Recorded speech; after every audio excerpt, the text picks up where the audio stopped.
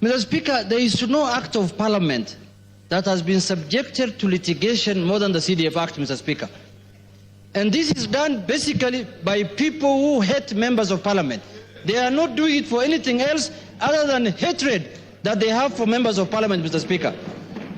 Mr. Speaker, when I read the judgment of Mr. Speaker of the court, I was shocked, Mr. Speaker, because in 2013, the same act was subjected to litigation, Mr. Speaker, and at that time they were saying that Parliament is dividing the revenue into three: national government revenue, county government revenue, and the CDF, Mr. Speaker. Subsequently, this House did an amendment and did the division of revenue, where the money was divided between the county governments and the national government, and the CDF was put under the national government, Mr. Speaker. There is no difference between a ministry that is getting an allocation from the national budget of the national government than the CDF, Mr. Speaker.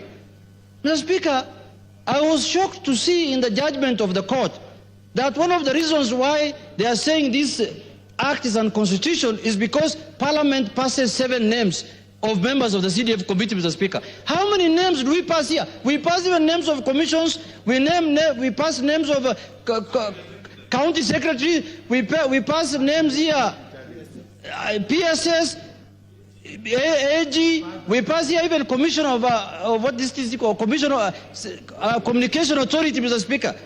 Now, what is the problem of passing names here? The other thing that has shocked me about this judgment, Mr. Speaker, is that they are saying the term of the fund manager is for 5 years, which is equivalent to 5 years of being a member of parliament, Mr. Speaker. There are fund managers who have been in office for the last 20 years, Mr. Speaker. I don't know where the judges were reading, they were reading, Mr. Speaker, whether they read the submissions of our lawyers, Mr. Speaker. Mr. Speaker, I am shocked because the judges behaved as though they live in another country, Mr. Speaker. Recently, there was a burial in my constituency, and I must say this, of a judge, Mr. Speaker.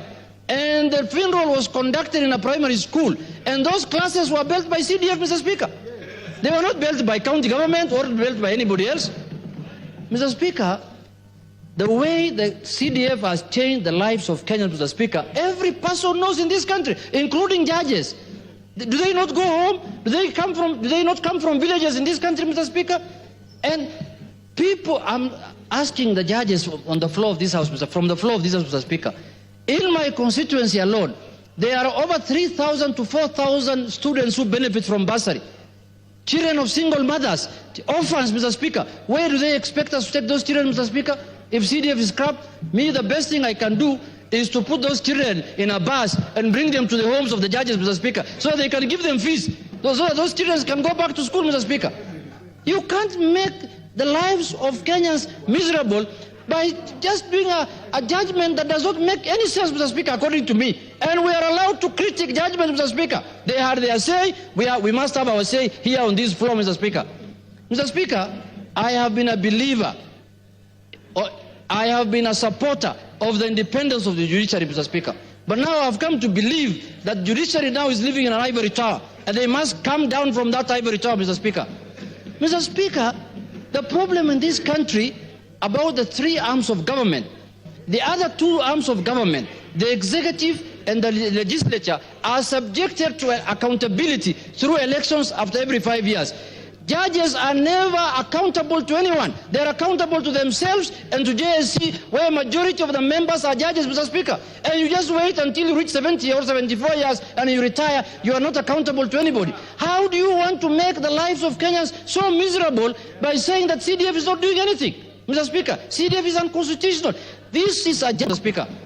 Mr. Speaker, the problem in this country about the 3 arms of government, the other 2 arms of government, the executive and the legislature, are subjected to accountability through elections after every 5 years.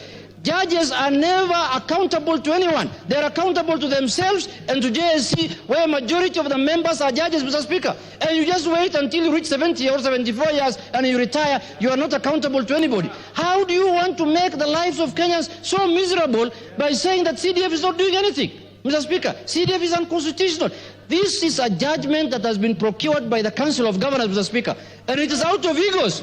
They don't want any other money. They don't want any other money to come to the constituencies or to the villages, Mr. Speaker. And what is happening in devolution, you know, all of us, and everybody in this country knows. Corruption, pilferage, lethargy, incompetence.